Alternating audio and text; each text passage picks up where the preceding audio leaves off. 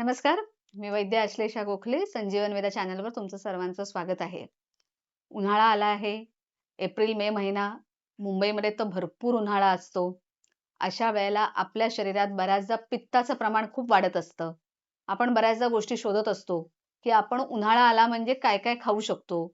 बरेच लोक सब्जा घेतात, तुळशीचं बी घेतात, मोरावळा खातात. तर आज आपण गुलकंद या विषयावर बोलणार आहोत. सर्वांना गुलकंद ऐकून तर माहितीच आहे. प्रत्येक जण कोणी डॉक्टर सांगून, वैद्य सांगून किंवा कोणीतरी आजूबाजूचे सांगतायत म्हणून का होईना, गुलकंद सगळेच जण खातात. गुलकंदाचा प्रॉब्लेम एवढाच आहे, की आपण गुलकंद तयार करतो तेव्हा त्याच्यात भरपूर प्रमाणात साखर असते. म्हणजे जवळ-जवळ 3 पट साखर तरी जाते. त्यामुळे डायबिटिक पेशंटला आम्ही अजिबात देत नाही गुलकंद. पण गुलकंद खाण्याचे बरेच फायदे आहेत. जसं शरीराला खूप थंडावा मिळतो गुलकंदाने. गुलकंद तुम्ही दुधातनं पण घेऊ शकताय. आता गुलकंद जेव्हा तुम्ही खाताय, त्याचे फायदे असे आहेत, की पचनाला चांगलं आहे.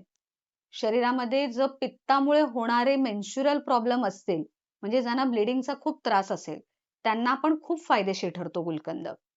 गुलकंद तुम्ही जेव्हा खाताय, तेव्हा तुमच्या शरीरामध्ये उष्णता कमी होऊन त्यामुळे येणारे तोंडात फोड किंवा अल्सरचा त्रास असेल किंवा एखाद्याला खूप वरवर अन्न येतंय असं बऱ्याचदा वाटतं. अशा सगळ्या विकारांवरती गुलकंदाचा फायदा होतो. म्हणजे गुलकंदामध्ये काही वेळेला आपण गुळवेल वापरू शकतो, चंदनाचा वापर करू शकतो. त्यामुळे गुलकंदाचे फायदे अजून वाढतात.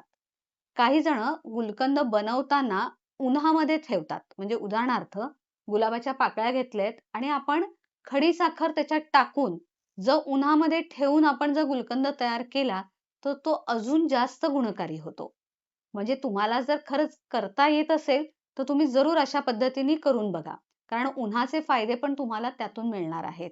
कारण उन्हामुळे आपल्या शरीरामध्ये इम्यून सिस्टम स्ट्रॉंग होत असतं. त्यामुळे ऊन लागणं एखाद्या औषधाला खूप चांगलं असतं. म्हणजे उदाहरणार्थ आपण सांगतो, आपण जेव्हा उन्हात फिरतो, तर आपल्याला व्हिटॅमिन डी मिळतं. म्हणजे तेच घटक आपल्याला गुलकंदामधून सुद्धा मिळू शकणार आहेत. तर सर्वांनी गुलकंद जरूर उन्हाळ्यामध्ये अगदी लहान मुलांपासून मोठ्यांपर्यंत खायला काहीही हरकत नाही. कफाचे विकार असणारे किंवा कफवर्धन ज्यांच्यामध्ये जास्त आहे किंवा कफाची प्रकृती आहे, त्यांनी थोडं कमी प्रमाणात खावं. कारण त्याच्यामुळे वजन पण वाढू शकतंय कारण साखर जातेय नॅचरली. त्यामुळे थोडं लक्षपूर्वक आणि जरूर गुलकंद खायला हरकत नाही. धन्यवाद.